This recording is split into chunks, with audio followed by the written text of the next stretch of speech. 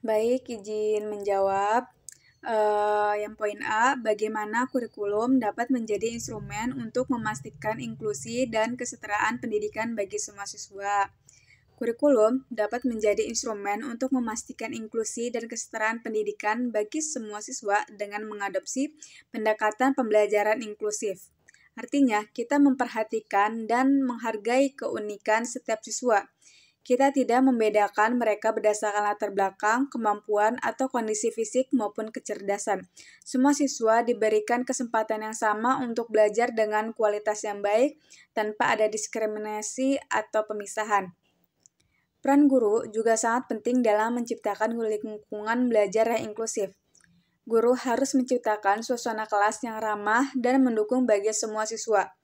Jadi mereka bisa saling berinteraksi, belajar bersama, dan tumbuh bersama tanpa merasa diasingkan. Jadi ya intinya, kurikulum yang inklusif membantu memastikan bahwa semua siswa dapat belajar dengan baik dan merasa diterima tanpa kecuali. Ini berarti semua siswa memiliki kesempatan yang sama untuk meraih kesuksesan dalam pendidikan. Lanjut poin B. Bagaimana pengembangan kurikulum dapat memperhatikan aspek keberagaman siswa termasuk kebutuhan pendidikan khusus dan budaya. Pengembangan kurikulum berarti merancang cara pengajaran dan pembelajaran di sekolah. Ketika kita berbicara tentang memperhatikan keberagaman siswa, itu berarti kita ingin memastikan bahwa semua siswa merasa dihargai dan termasuk dalam pengalaman belajar mereka. Salah satu cara untuk melakukan hal itu adalah dengan menggunakan pendekatan kurikulum berbasis multikultural. Ini berarti kita mengakui dan menghargai keberagaman budaya siswa. Misalnya, kita menghormati adat istiadat, bahasa, dan latar belakang budaya mereka. Dalam pengembangan kurikulum berbasis multikultural, ada beberapa hal yang harus diperhatikan. Pertama, kita perlu memahami latar belakang siswa dengan mempelajari lebih lanjut tentang budaya mereka dan kebutuhan pendidikan khusus yang mereka miliki.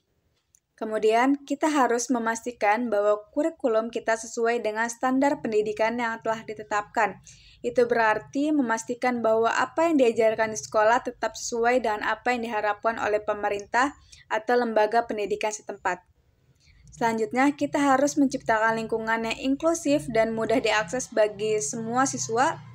Ini berarti menggunakan metode pengajaran yang beragam dan memastikan bahwa semua siswa dapat mengakses bahan pembelajaran dengan mudah.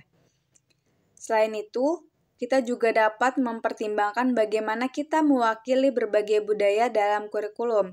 Misalnya, kita bisa memasukkan cerita, lagu, atau tradisi dari berbagai budaya agar siswa dapat belajar dan menghargai keberagaman tersebut. Terakhir, kita juga ingin mengembangkan keterampilan siswa untuk kita juga ingin mengembangkan keterampilan siswa untuk berinteraksi dengan orang-orang dari budaya yang berbeda. Ini bisa melibatkan pengajaran tentang bagaimana berkomunikasi dengan baik dan saling menghormati dalam konteks budaya yang berbeda. Lanjut, pertanyaan yang ketiga, yang dalam poin C, bagaimana pembelajaran abad ke-21 dapat membantu siswa mengembangkan pemikiran kritis dan kreatif.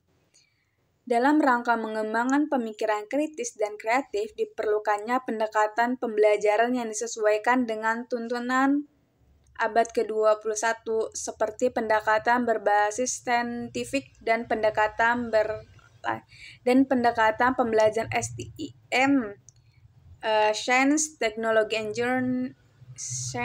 Technology, Engineering, and Mathematics. Yang pertama adalah dengan menggunakan pendekatan pembelajaran yang disebut saintifik. Pendekatan ini membuat siswa aktif dalam belajar dan berpikir. Mereka diberi tugas untuk mencari tahu dan memahami sesuatu menggunakan cara ilmiah. Mereka juga diajarkan bagaimana menggunakan fakta dan bukti untuk berpikir dan mengambil kesimpulan.